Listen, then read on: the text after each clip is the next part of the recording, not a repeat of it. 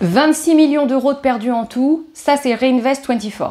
39 millions d'euros de gagnés en tout par les investisseurs, ça c'est Peerberry. 2024 a eu sa charge en émotions, c'est le moins qu'on puisse dire.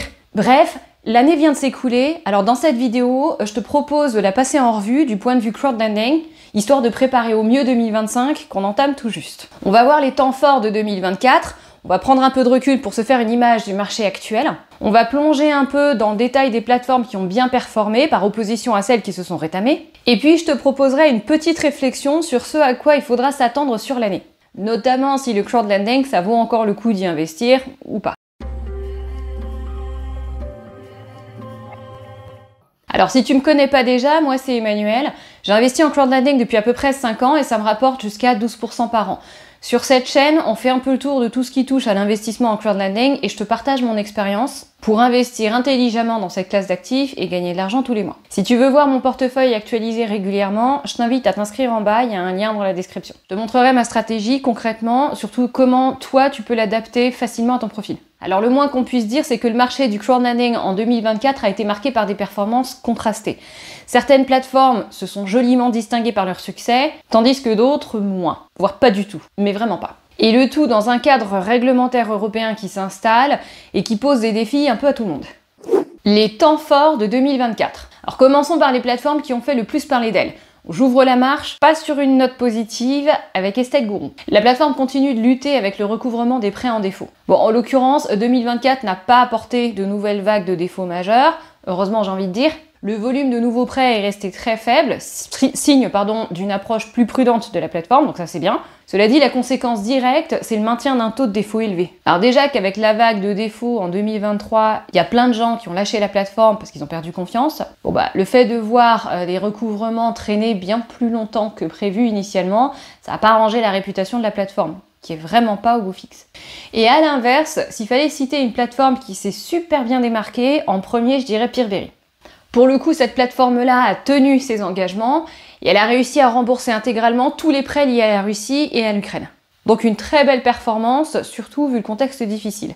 La plateforme a également atteint près de 3 milliards d'euros de financement cumulé, tout en poursuivant une expansion géographique significative. Alors il y a eu d'autres événements marquants qui ont ponctué l'année, mais ceux-là, c'est ceux qui m'ont le plus marqué, vu que j'ai investi personnellement. Je vais y revenir tout à l'heure dans le détail, mais avant je te propose un dézoom sur le marché dans son ensemble. Parce que sur le marché du crowdlending aussi, il s'est passé 2-3 trucs. Déjà, les Philippines et le Vietnam sont devenus un peu le coin interdit pour les plateformes. Et ça a causé des répercussions sur le portefeuille des investisseurs, peut-être le tien d'ailleurs. En gros, ce qui s'est passé, c'est que dans ces deux pays, l'environnement réglementaire a changé pour rendre la vie plus dure aux plateformes de crowdlending.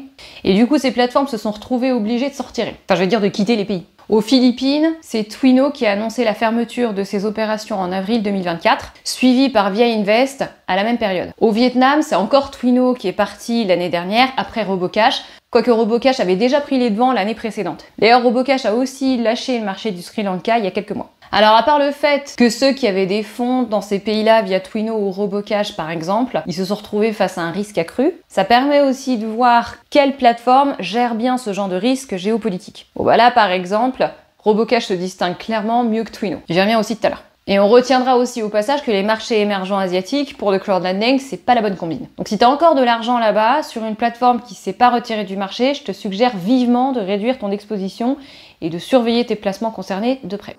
Une entrée en vigueur complète de la réglementation européenne. Alors c'est pas un sujet qui me passionne, mais il faut bien s'y coller pour mieux comprendre ce qui se passe sur les différentes plateformes. Et surtout pour mieux anticiper et gagner de l'argent plutôt que d'en perdre. Alors au-delà de ces histoires en Asie, depuis fin 2023, début 2024, le règlement européen sur le crowdfunding s'applique désormais dans son intégralité.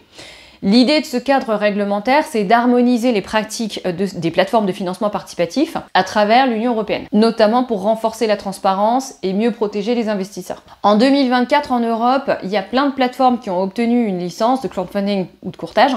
Rien qu'en France, on en compte 45 qui ont été certifiées comme plateformes de crowdfunding. Alors attention, je suis pas en train de dire que les plateformes certifiées sont systématiquement les plus fiables pour placer ton argent. Par exemple, Peerberry et Robocash y ont renoncé, et pourtant ça reste deux des plateformes où j'ai le plus confiance. Alors pour comprendre pourquoi toutes ces plateformes ne jouent pas le jeu, faut savoir que ce cadre légal, s'il a ses avantages, il pose aussi des problèmes. Alors les avantages, ils sont presque tous du côté de l'investisseur. Déjà, dans le sens de la transparence, les plateformes sont tenues de fournir des informations financières précises, de fournir des rapports financiers publiquement et de détailler les risques associés au projet pour permettre aux investisseurs de ne pas y aller à l'aveugle et de prendre des décisions éclairées. Cette obligation de transparence, alliée à des contraintes administratives plus importantes, ça permet aussi de réduire les fraudes. L'un des effets de cette régulation aussi, c'est un gain énorme en termes de légitimité du crowdlending, en tant qu'alternative sérieuse pour les investisseurs. Bon, ça c'est un avantage pour toutes les parties. Et puis il y a un autre avantage, cette fois côté plateforme, c'est que ça introduit une espèce de passeport européen qui permet aux plateformes de proposer leurs services dans tout le marché européen. Donc voilà pour les avantages. Maintenant, comme je te disais, il y a aussi des limites à cette régulation. Et ces inconvénients sont surtout pour les plateformes. Déjà, il y a une complexité accrue. Tu vois, à l'instant, je te parlais d'une transparence renforcée, super pour toi et moi, mais ça va forcément de pair avec des exigences réglementaires plus strictes qui compliquent la démarche des plateformes et des porteurs de projets. Il y a aussi une limitation des montants levés, c'est-à-dire que le plafond des projets transfrontaliers a été réduit à 5 millions d'euros, ce qui limite certaines opportunités de financement, donc toujours pour les porteurs de projets. Tu as aussi des coûts de conformité élevés, c'est-à-dire que pour pouvoir s'adapter à ces nouvelles normes, faut des ressources, du temps et surtout de l'argent. Et ça, c'est un défi particulièrement lourd pour les petites plateformes, qui brassent pas forcément énormément d'argent. Et le résultat, c'est que le marché se concentre autour des grands acteurs.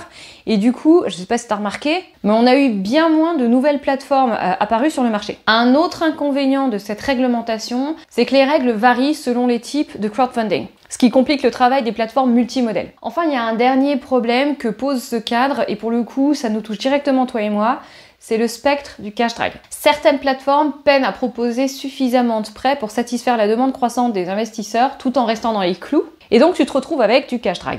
Donc de l'argent pas investi, donc une rentabilité impactée. En clair, ces réglementations sont une bonne nouvelle pour les investisseurs dans l'ensemble, avec plus de transparence et de sécurité, mais pour les plateformes, c'est une autre histoire, parce qu'elles doivent jongler avec des règles plus strictes et des contraintes pas toujours faciles à gérer.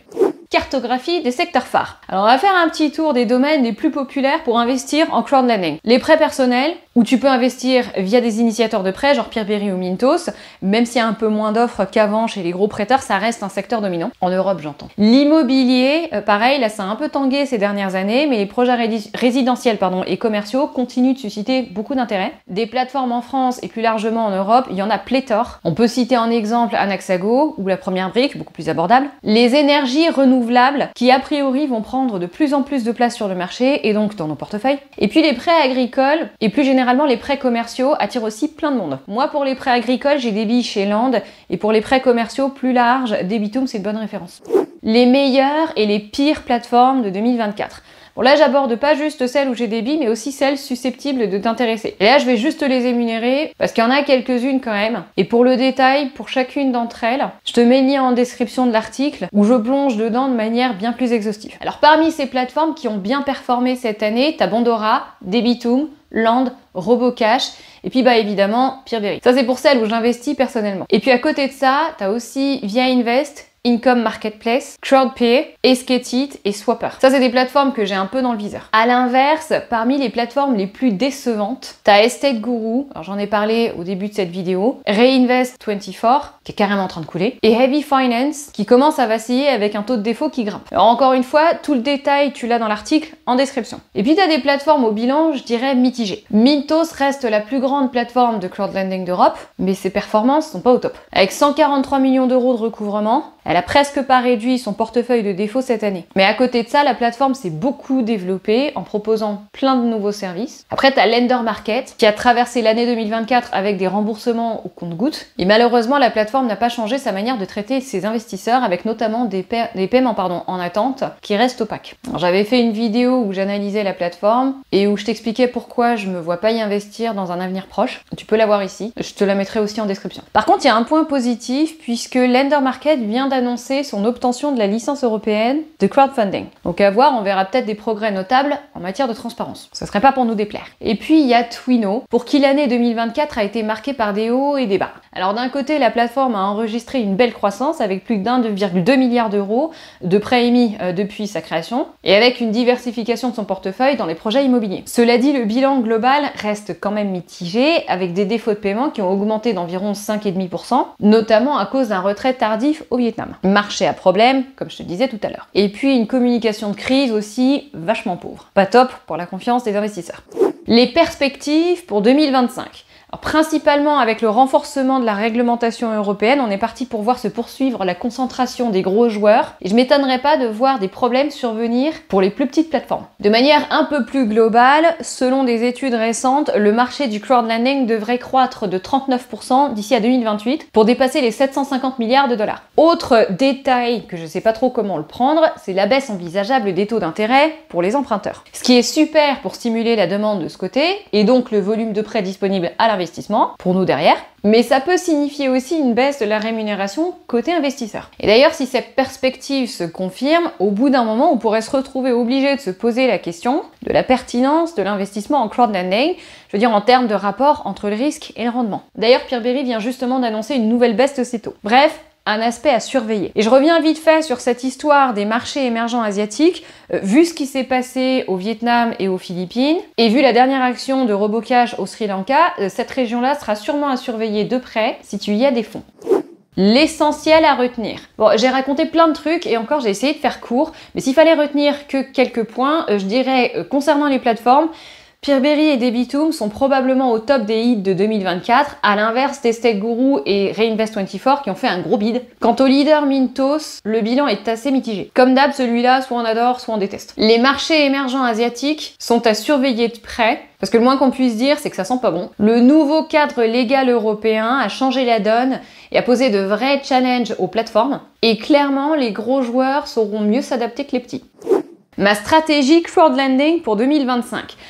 Pour être honnête, elle n'est pas encore claire, pour la simple et bonne raison que j'ai pas encore passé en revue l'année de mon portefeuille de crowdlending pour 2024. Oui, je suis en retard. Je prévois de le faire pour la semaine prochaine et je te partagerai mes réflexions dans la newsletter. Et si tu y es pas encore inscrit, je te laisse le faire via le lien que tu trouveras dans la description. Et voilà, on a fait le tour. Alors comme d'hab, si tu as des questions ou des remarques, t'hésites pas à me les poser en commentaire. Et puis d'ici là, moi je te dis à la prochaine. Allez, ciao!